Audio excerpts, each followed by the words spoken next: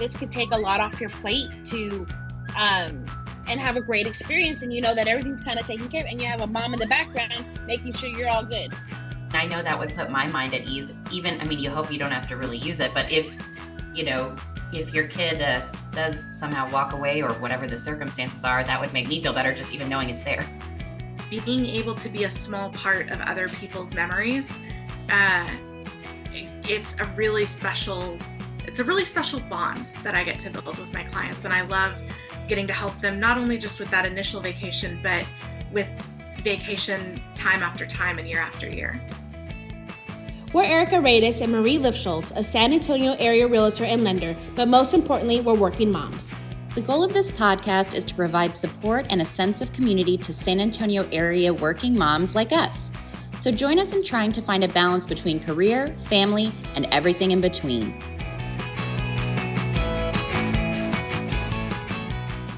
Welcome to this episode of the Working Moms of San Antonio podcast. We have a guest on with us, Farrin Gustafson, and she is a travel advisor. And so we're going to let her talk about all the fun stuff she does.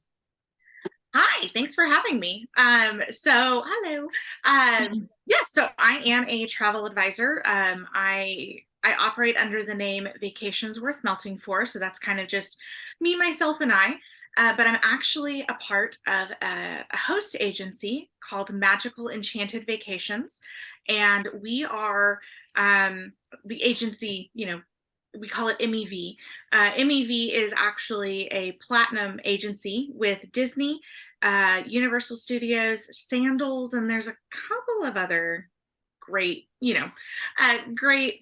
suppliers out there that we are able to partner with and we sell destinations for quite often. So, but yeah, I specialize in Disney destinations and Universal Studios, and I love being able to take the stress away from my clients so that they can really just focus on making memories with their families.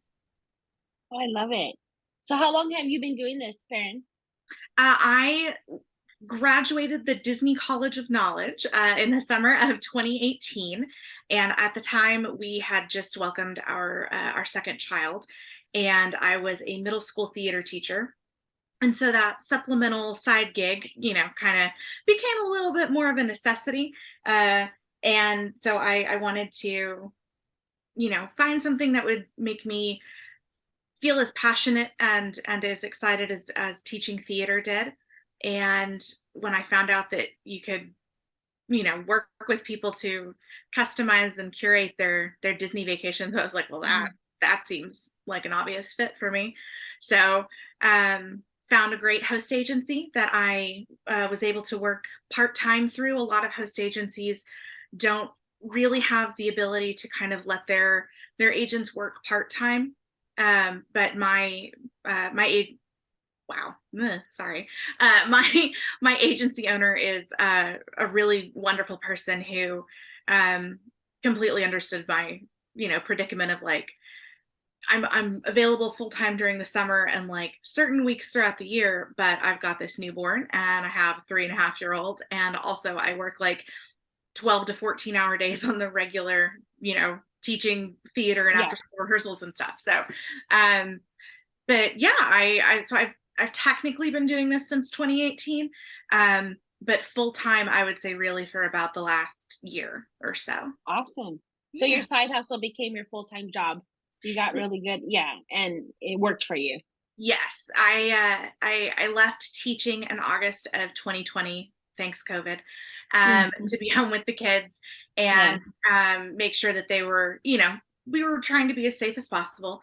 Yeah. And so once everyone else kind of was like reintegrated into society, I was kind of sitting at home twiddling my thumbs like, okay, well, what about me? What do I do?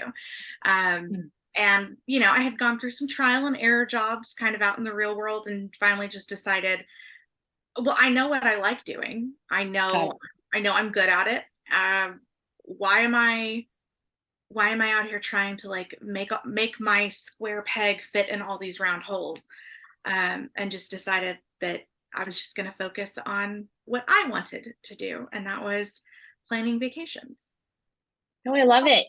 Yeah, that's awesome. I love when I see somebody's like side passion turn into their full-time job. I think that's amazing. It's a lot of fun. Yeah. It sounds fun. And so when you are advising people, what does a typical work day look like for you? So generally I go drop the kids off at school and get myself nice and caffeinated before I plant myself down at my desk. Big advocate for all the coffee. But I generally start out by checking my inbox, seeing what quote requests I have waiting for potential clients. I am not generally the type of person that is, and this is going to sound really strange. I'm actually not a good salesperson. Yeah, I'm not really either. And that's what my job is. So yeah, which is so weird. Yeah. Like I hate that icky feeling of being same. pressured, right? It's so uncomfortable. And it's so I try to live life by the golden rule. Like I don't want someone treating me like, with dollar signs in their eyes. So I refuse to do that to clients. So I make sure that I ask them what we call qualifying questions, because I really want to get a firm grasp of what it is that people are looking for out of this vacation. Okay. Nobody needs to spend their entire life savings on a Disney vacation in order to make it be the most magical memory that you've ever had. Can you? 100%. Please call me. However, if we're working with like a fixed budget, I've been there, done that. Like I want people to be able to enjoy their time, get every experience possible, but not stress about the finances. So I'm very cognizant of, what it is that people are really in need of on the vacation, instead of focusing on like upselling them all these, different things. Usually I am working on, I customize travel packets for clients about 2 weeks, 10 days ish before they travel. And that's just things like updating lists of like, hey, this ride is down for refurbishment, or there's going to be construction going on at this resort. Making sure that all of their transportation to and from the airport is finalized, making sure that we've got dining reservations, like good, solid, locked in. Confirmation numbers are all neat and pretty in a row. Sometimes I have to call suppliers, which is a great way for people that do decide to utilize a travel advisor to really kind of see our value. At the very base level, you're not the one sitting on hold for who knows how long, Got it.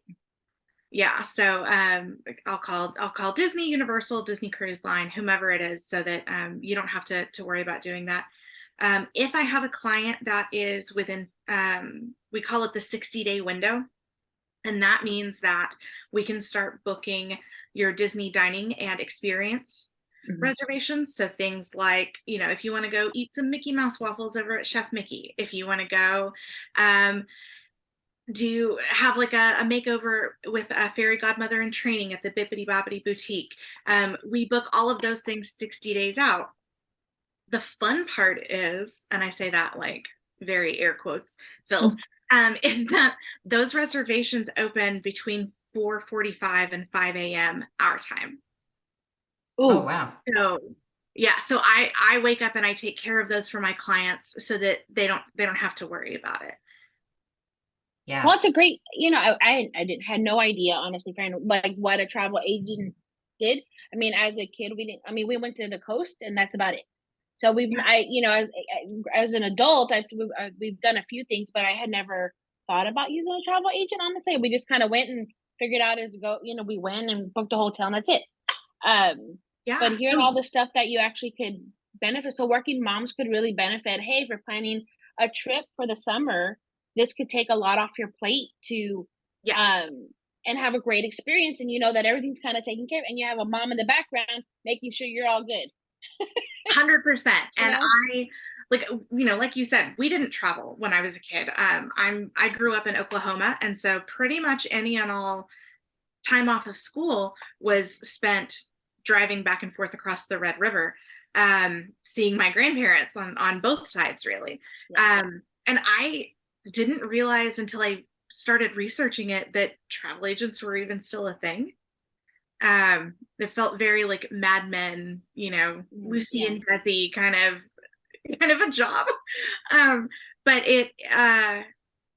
I honestly, like, if I had the knowledge when I was planning my kids' first couple of Disney trips that I had now, there is no way I would have done it myself. That's good to know. Yeah. So, No, go ahead. Go ahead, Erika. Oh, I was just going to say, it sounds like there's a ton of benefits to using one. And so like in terms of like charges and things like that, how does that work? Is it like a pay by service type thing, or how does it work for your clients? So there are, just like every business out there has different business models.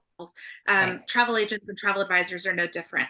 So I currently don't charge any fees to my clients as long as they're booking a 3-day, so like a 3-night package with 3 days worth of park tickets. Anything under that, I do charge a service fee for that, strictly because we don't get paid until it's a 3-day, a 3-night stay and a 3-day park ticket. So if as long as I'm getting, a commission, and can pay my bills with that, I'm fine with that for now. That's not to say that my services will always be free. There are a lot of agents, and there's actually a really big movement in the industry right now to go ahead and charge those service fees. So my advice, I think, as far as that would go, would be, if you come across a travel advisor, whether you decide that I'm the greatest fit for you or not, if you find a travel advisor who is looking to charge a service fee, it doesn't mean that they're scamming you or that they're breaking some sort of rule or anything. There are various laws depending on which state your client lives in and which state you live in, and all kinds of great stuff like that. But there is a big movement in the industry right now to go ahead and charge those fees so that you are getting paid for your time and your knowledge. Like I said, I'm okay with getting just a commission right now, but that's not to say that I wouldn't charge those fees in the future. But generally our suppliers make sure that if we're sending them business, they make sure that we get compensated for that. Taken care of. Yeah. Exactly. I mean, we I don't don't understand think that. We know how that works. Oh my gosh. Yeah, no, I totally don't think that's unreasonable. I mean, you're doing work and you should be paid for your work. I mean, in our industry, in real estate, people ask us to cut commissions and stuff all the time. I mean, that's just part of our industry specifically. And so you have to navigate that. Have you worked with this person before? Have you never worked with them? Does it seem like it's going to be a difficult situation? I mean, it's got to be kind of a case by cases thing. And so I don't think, it's unreasonable for you guys and your travel advocate or advisor industry to think that you should charge fees for that. It's a service, just like anything else. Yeah, and thank you for saying that. Like, a lot of the times, the example that we give is real estate agents, or actually one of our biggest competitors lately has been like the big box stores like Costco and Sam's. And they're able to offer things that the little guys like myself just flat out can't offer. Right. Are you going to be able to save some money going through them? There's really decent chance that the answer to that is yeah, absolutely. I can't match the onboard credit that Costco and Sam's are going to offer you. Like, I can't offer you $800 worth of onboard credit, strictly because that's probably like 90 to 95% of my commission, like just on the cruise. However, our value in this industry really is our knowledge and our availability. So let's say that you're in Miami and you're getting ready to board onto DCL, which is Disney Cruise Line, and something happened and they can't confirm your confirmation number, or they're saying that your travel documents are invalid. I guess you're going to have to call Costco and hope that that person on the other end has been on a Disney cruise and is available to help you get on that ship before it sails off. I make myself available to my clients pretty much 24/7 when they travel. everything from, hey, I forgot baby wipes, like, where do I buy those in the park, to hey, the transportation that we set up to get us back to the airport for a return flight, like, they're not here, what do we do? So, I'm a phone call or a text message away. And my favorite little visual is, there's like this episode of The Office where two of the characters are going in and they're trying to convince this guy to like not take their contract over to like Office Depot or something. And Dwight takes out his phone, puts it on speaker, and calls the customer service line at Office Depot. And the entire time that he's telling him how important you are to us as a client, like, Office Depot hasn't even picked up yet. Right. Yeah. So it's really that personalized one-on-one service. Like, I care about your vacation. I want you to have these amazing memories that, like, I didn't really get to have as a kid. Like, I know the importance and the struggle of getting to the point where you can say, I can take my kids to go do this, or I can finally surprise my best friend with the bachelorette party of her dreams, or, all kinds of stuff. Like, I get so invested in my clients' vacations. I get so excited when they get checked in and I'm like, oh, I'm gonna go to the park tomorrow. Like, that's, to me, that's really the biggest difference, is I'm available and I'm here for you and I want to help you. And I'm not just sitting in some call center, Oh, that's great. No, I love it. No, I mean, that like I said, I have never had a travel agent, never worked with them, didn't know what they did, so wasn't really sure how you would utilize one. So if I was someone who's thinking of a vacation that I want to take with my kids and my family, what would a typical, like, if I wanted to give you a call, friend, what information would you need, like, for us to be prepared in order to have that conversation with you? Sure. So I usually need to know how many people are going to be traveling. If any of them are under the age of 18, I need to know their ages when you're going to travel. A lot of that has to do with, fire marshal regulations and resorts and things like that, but also because sometimes if your little one is little enough, they are a guest of Mickey, and they don't have to have a park ticket. And so that will save you a pretty penny, or lots and lots and lots of pretty pennies, depending on how many, how long you're looking to go. So I need to know number of travelers, ages if they're under 18.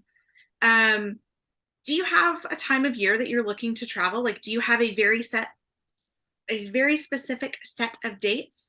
Or are you kind of like, I just know that we want to go at some point in the next, like, 8 months? Just tell me those kinds of things.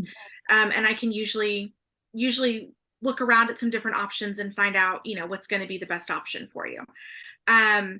If you have a budget, it's great to let me know what your ideal budget would be. My little asterisk with that, though, I think would be, just know that Mickey is magic. I'm not. The cost is the cost. You know what I mean? Like, I'm able to keep track of current promotions and apply those to your trip. Like, if you've already booked, as long as you're not paid in full, I can go in and apply those promotions to your trip. I've saved, I love making that phone call. Like, hey, I found a promo. Guess what? We just saved like, $800 or what have you. But, a lot of people actually know exactly what resort they want to stay at. Like, my best friend is obsessed with Port Orleans. French Quarter. Sorry, we just stayed at Riverside last week, and there's two Port Orleans, and I can't ever remember where did I stay and what's her favorite. She loves Port Orleans French Quarter. I'm a Grand Floridian girl, but I also have a friend that's a teacher that they just stayed at All Star Music, and she was completely jazzed about it. And kind of deep dive slightly, like, there's those resorts that I just named are all different levels of resorts at Disney. So you've got your value resort, your moderate resort, and your deluxe level resort. And so those are going to have different different amenities, different locations around the property, different room sizes, different theming, different decor, different price points. Got it. So, you know, when you're looking to travel, like if you have a preferred resort or like a resort level that you'd like to stay at, that would be great for me to know. And I want to know if you're celebrating anything. Like, are we celebrating a graduation, or maybe you're planning on popping the question while you're there, or maybe we've got a birthday, you know, or maybe we're just celebrating life, like just the fact that we could all, you know, be together again and do all these like fantastic things. You know, let me know what we're celebrating. And usually from there, I can take it and build us like a skeleton quote with a couple of options. And then from there, I generally like to schedule some sort of consultation, right? Mm-hmm. So like either a phone call, a Zoom meeting, just something so that we can kind of go over the finer details of the quote. I don't like to send over a quote that's more than like maybe 4 or 5 pages, because honestly, like I think that's really overwhelming. Like maybe that might be my my ADD, you know, I can't focus on anything longer than that without feeling super overwhelmed. So, you know, I like to try to walk my clients or potential clients through their quote so that I can answer questions as they go. Make sure that we've got the right fit as far as like a resort is concerned. We've got enough park tickets to satisfy what their goals for the vacation are. And then usually after that, we place the $200 deposit.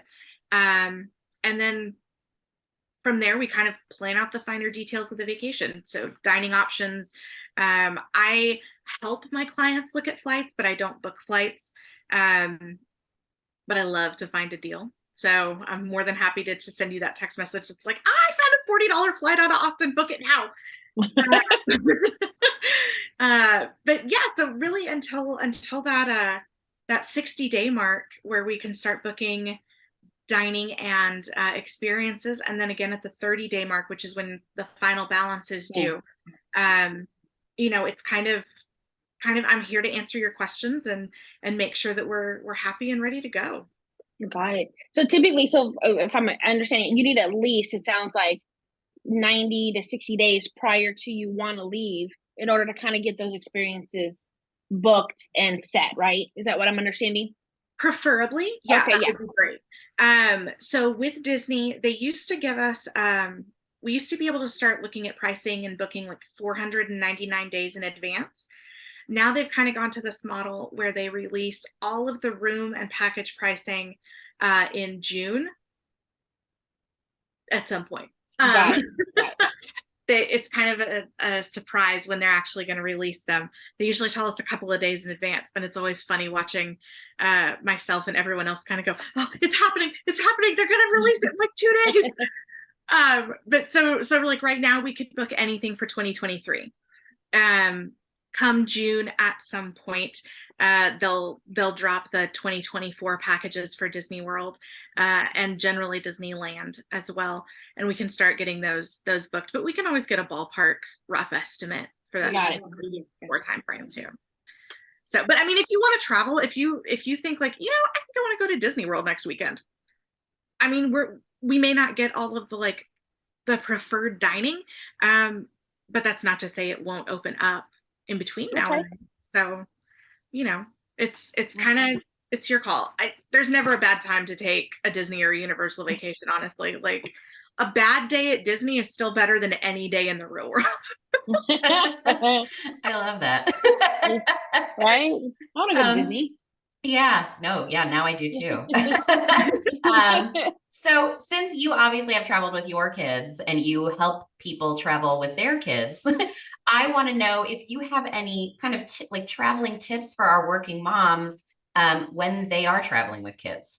Because I know it can be a little bit stressful at times. I know it has been for me. So girl.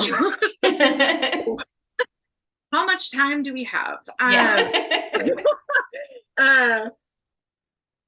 Had to chug the coffee just at the thought of like trying to keep all the kittens in the basket going through an airport. Right. My biggest advice is take the stroller. My oldest is 8 and she's she's petite, she's very small, but we have never not used the stroller for her. She is, like I said, she's 8. She's a 3rd grader, and by the end of the day, her legs are just spaghetti. Like, they're exhausted. And if you're going to Disneyland, that property is like, it's actually fairly small, but the Walt Disney World property is twice the size of Manhattan. Wow. So yeah. Oh, I had no idea. Yeah. That's insane. That's insanity. Isn't it?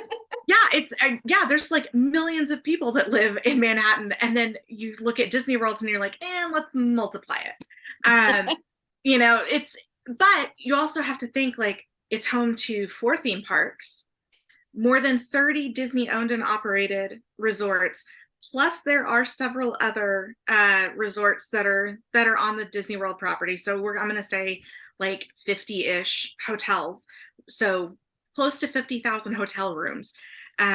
There's also an open air shopping area. There's 2 water parks, and there are 2 golf courses, 2 miniature golf courses. It takes up a chunk of land. It's very spread out, but the property as a whole is twice the size of Manhattan, which, to think of it in San Antonio terms, it's a 10th the size of our city. Oh, wow. So take the stroller. Yeah, like yeah. But if you don't, I'm gonna need one, I think, for my own self. I was like, I need a stroller for myself. So we were there. We were actually at Walt Disney World last week, and during the fireworks show at Magic Kingdom, my kids were standing up and like looking around, and I was like, "Ooh, they're not sitting in it." I went and sat in the stroller. I mean, I'm not gonna say that the frame didn't creak a little, but like it was. Oh, I love that. That's so funny. I love it. Yeah. And the thing too, specifically about strollers, is if you don't want to travel with your stroller, you can always rent them at the parks, like at the front of each park. I have also got some great connections where we can rent strollers where they'll bring it to you to your resort, so that you don't have to worry about leaving the stroller at the parks each night, because you can't really take the park strollers back to your resort. But if we rented through a third-party vendor, they're going to bring it to you. It's taken care of, because a lot of the vendors that I prefer to use are also mom owned and operated. They're taking care of them, and they're not just like tossing them in the, dusty old garage, blowing off the cobwebs when you contact them. So if you don't want to take your own stroller, we can source one for you. My personal favorite is the GB pocket stroller, and it looks like the super unimpressive like little umbrella stroller. It folds up to fit in a backpack.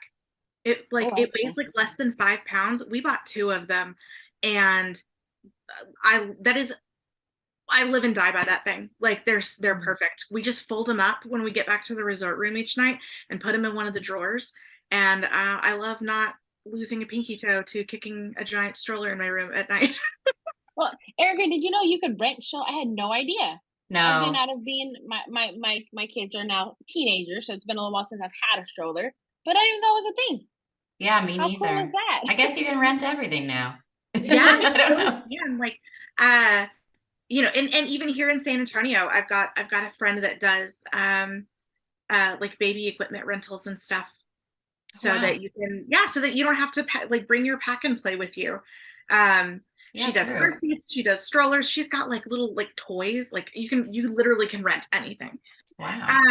The other advice that I would give to parents that are traveling is Apple AirTag. So like it was shocking to me how accurate they are. My 4-year-old son is very go, and there is no tired like Disney tired. And sometimes, you're standing there helping one kid and the other kid's like, "Ooh, shiny," and just walks off. The Apple AirTag, you can buy these little attachments on, I bought them on Amazon. But you can get like a little attachment piece and you can clip it like inside their shorts. We wove his through the laces on his tennis shoe. And then the air tag fell out at one point when we traveled last. And it popped up on my phone and said like, oh, hey, your kid is no longer with you, or like this Apple AirTag that you named after your child is no longer with you. And I looked and I was like, I'm holding his hand though. Where? Oh, we lost the AirTag. It was in the gift shop at the resort. It tracked it down to within 12 inches of where the AirTag was sitting though. Oh, wow. It was sitting there for like 2 hours. Yeah. So if you at Disney they call it like that your grown-up got lost. So if your grown-up gets lost, that AirTag is going to be like a huge lifesaver, just for like being able to kind of like reconnect families. And I know that when you're traveling, like pop that thing in your suitcase, and that way if you're standing there at the luggage carousel waiting for your bag and it never shows up, you can at least see where it's at. Wow. Yeah, no, that's a good tip. It's kind of amazing that now we have technology for that kind of stuff. Yeah. But I know that would put my mind at ease. Even, I mean, you hope you don't have to really use it, but if, if your kid does somehow walk away or whatever the circumstances are, that would make me feel better just even knowing it's there. Yeah. Yes. Yeah. 100%. Farrin, I have a question. I actually very soon will be traveling with my youngest, who's 13, with his class. We're actually doing a trip with his class, and it's where they actually have some of the students staying in one room and parents are going to stay in a different room. So this is the first time we won't be in the same hotel room, but obviously next to each other. Any tips on how not to lose stuff? Like I'm trying to figure. I'm like, oh my God, there's going to be 3 or 4 boys in a room, and all their stuff is going to go mixed together. My middle school teacher brain is like going, so we love a checklist, right? Like I make checklists for everything. I have like color-coded Post-it notes and highlighters and all that stuff.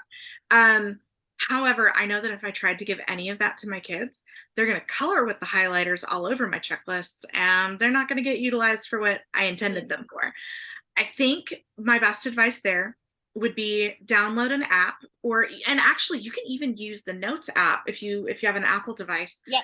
And you can go in and make like a little checklist. I make checklists for every single person that I'm traveling with. I like to print them out because I'm, yeah, I am technically a millennial, but like I'm an elder millennial and I'm not a good one. I prefer pen and paper. So I usually make everyone their own individual checklist. When I take something out and like I'm packing, it gets a single line next to it. Okay. When we're coming back, it gets a single line next to it. When it actually gets put into the suitcase, it gets highlighted. And then when we're coming back, you finish off that X on that checklist. So you've accounted for it then. Exactly. So that you can visually identify, I know I brought this item. And I don't know about you, but sometimes I make all my packing piles with the intention of taking it all, but then it doesn't all go in the suitcase. Yeah. So that extra step of like highlighting it once it's in the suitcase, like I can see, okay, I know that I grabbed it because I put the hash mark next to it. Mm-hmm. I know it got put into the suitcase at one point because it's highlighted. And now I'm bringing it home with me and it's back in the suitcase. And now I can finish off that X. So each item has 3 steps to make sure that it gets taken from the house, utilized for transportation, and now we're taking it back home.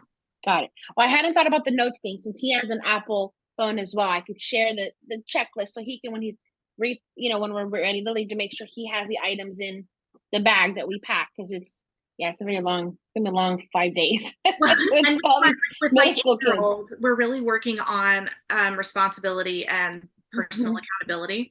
And so what I did was I made her checklist on my phone, like in the Notes app. I took a screenshot and texted it to her. And then I showed her how to do like the edit photo so that she could go in and like fill in the little bubble or draw a line through it and do those things. so that she could see what she had, what she had pulled, what she had packed, and then what she needed to bring back. But then that way she wasn't like accidentally deleting stuff and saying like, well, I don't know where it went. I don't even know if it got taken to Florida. Well, no, it's a great tip. Yeah, I was like, how am I going to do this? Like, oh my goodness, because it's too much. The first time being in a room without mom and dad, trying to figure out how to make sure not to mix all their stuff up in the suitcases. Yeah, exactly. Or not being able to figure out, like, why do you have one shoe? Where is the other shoe? Where's the other shoe? Yeah. Awesome. Well, we always ask our guests on here what their favorite thing is about what they do. So now we want to know what your favorite thing is.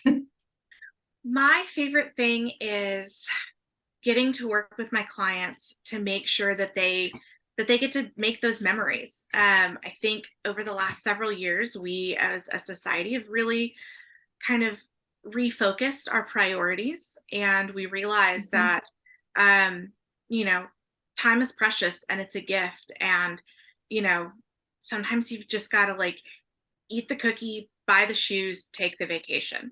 And I love being a part of that with as many different people as possible, whether it's, one person looking to just have like a little weekend magical escape for themselves, or a family of, 15 all looking to kind of reconnect after some time apart. It's being able to be a small part of other people's memories. It's a really special bond that I get to build with my clients. And I love getting to help them not only just with that initial vacation, but with vacation time after time and year after year. That's awesome. I love that. Yeah. So nice. And then lastly, if you just want to tell people how they can get in touch with you for your services, and then we can put some of that information in our episode description as well. Yeah, absolutely. So I am on social media. I'm on Facebook and Instagram, and I have a TikTok, but I don't know what to do with it. So I'm on Instagram. I'm Vacations Worth Melting For. Facebook, you can search for Vacations Worth Melting For, or Magical Enchanted Vacations. Yeah, sorry, Magical Enchanted Vacations with Farrin.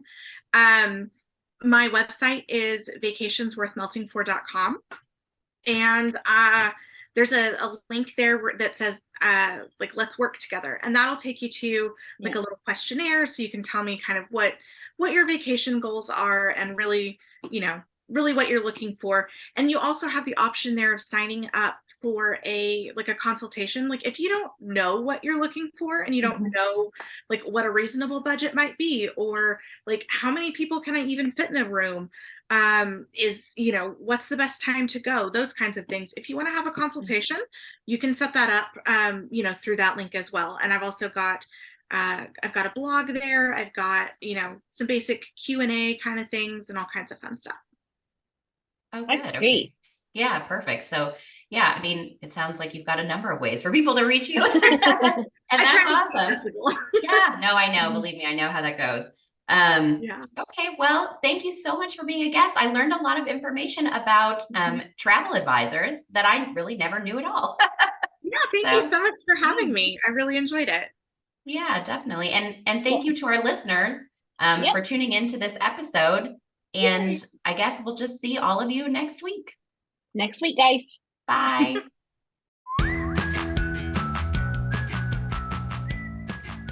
Thanks so much for tuning in to the Working Moms of San Antonio podcast. Be sure to follow us on social media at our respective Instagram accounts, or join our Working Moms of San Antonio Facebook group. Those links can be found in our episode description. If you have an episode topic suggestion or question, please email us at office@radisagent.com. And be sure to subscribe to the podcast and leave us a review. See you next week.